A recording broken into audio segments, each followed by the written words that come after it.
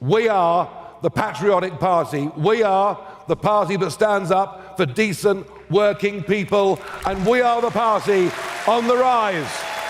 They will not be forgiven. They will not be forgiven for their betrayals over the course of the last 5 years. Mass migrations, illegal immigrants crossing the channel, sky-high taxes, and much else. But in the middle of this meltdown of these two parties that have dominated for 100 years British politics, in the middle of all of this, there is a new, strong, unified party that speaks with one voice, that knows it's determined to put the interests of Britain and the British people above that of outdated international treaties or dubious courts. We are the patriotic party. We are the party that stands up for decent working people, and we are the party on the rise.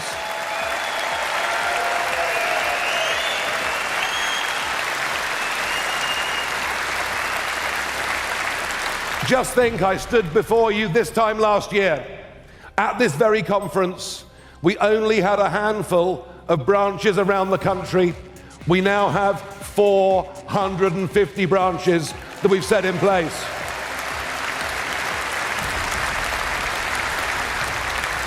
As we entered the general election of 2024, we had 30,000 paid-up members.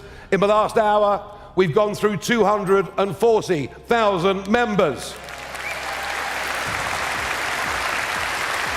This time last year, we had very few councillors. Now we have over 900, and I've got to tell you, last year I said to all of you, May the 1st is coming.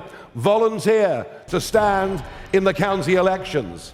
And even though the government cancelled the elections in 9 of the counties that we would have won, we still won outright 10 county councils and became the largest party in 3 others. Unbelievable. And I'll be honest with you, as I toured around the country on May the 2nd, I frankly myself couldn't believe just how well we'd done. Couldn't believe the extent to which we'd caught the mood. And the real icing on the cake, and it may only have been by 6 votes, but never let anyone tell you ever again that my vote doesn't count, because it does.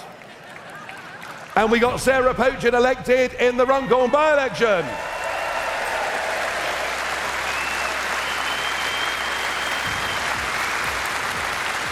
We have topped over 100 of the last opinion polls.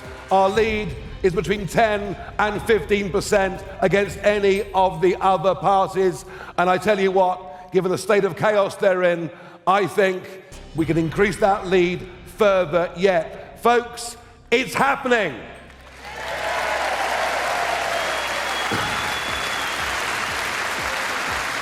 Now the next step is going to be even bigger. Scottish Parliament elections, Welsh Senate elections, and indeed a by-election that will take place in Wales next month. All 32 London boroughs will be up for election, and we will take that seriously as we get ready to have a mayoral candidate so that we can beat Sadiq Khan next time round.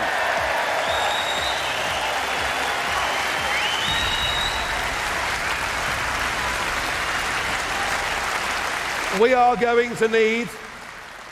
going to need up to 5,000 vetted candidates to fight those elections next year. Those elections next year are an essential building block as we head towards a general election.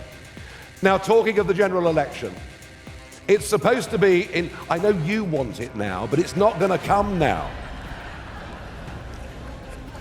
The next general election is not due until 2029. But let me tell you, it's all right, I'll cheer you up in a moment. Angela Rayner going, not just as Housing Secretary, but also as elected Deputy Leader of the Labour Party and Deputy Prime Minister, means there will be an internal election in the Labour Party. Already, they're facing the threat of Jeremy Corbyn and Zara Sultana. That's if the two could ever agree on anything, including the choice of a party name. But I put this to you. This battle for deputy leader of the Labour Party will be very like the battles they had back in the early 1980s. The left of the Labour Party will rear its voice. We're used to hearing stories of splits in the Conservative Party. We're about to witness a big rift in the Labour Party too. And I think if there is one really big message from me to this conference, I don't think, and the bond markets back me up, and the leftward drift backs me up, and before long, there'll be Labour MPs that reckon they've got a better chance on the Jeremy Corbyn sectarian ticket, because frankly, folks, that's what's going on in our country. We have sectarian politics emerging. I loathe it. But there'll come a point when many MPs, Labour MPs, think they've got a better chance of being re-elected under that ticket, under Corbyn, than they do under Sir Keir. I think there is every chance now of a general election happening in 2027, and we must be ready for that moment.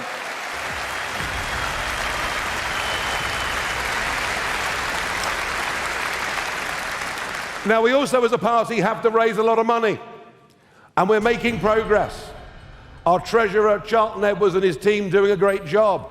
Our Honorary Treasurer, Nick Candy, has personally already put in over £500,000 of his own money. Nick, we thank you for that. But I want you two in the branches to go out and work and raise money, to volunteer to be candidates, to deliver leaflets, to knock on doors. We need to be the party of activism. And I think all of us believe, don't we, in what we're doing? So we must all play our part and do our bit. But one of the counter-arguments, well, there are two. One is it a one-man band? I went to the football shirt stand earlier, and there you've got 11 names. Jenkins, Tice, Pochin, and so on.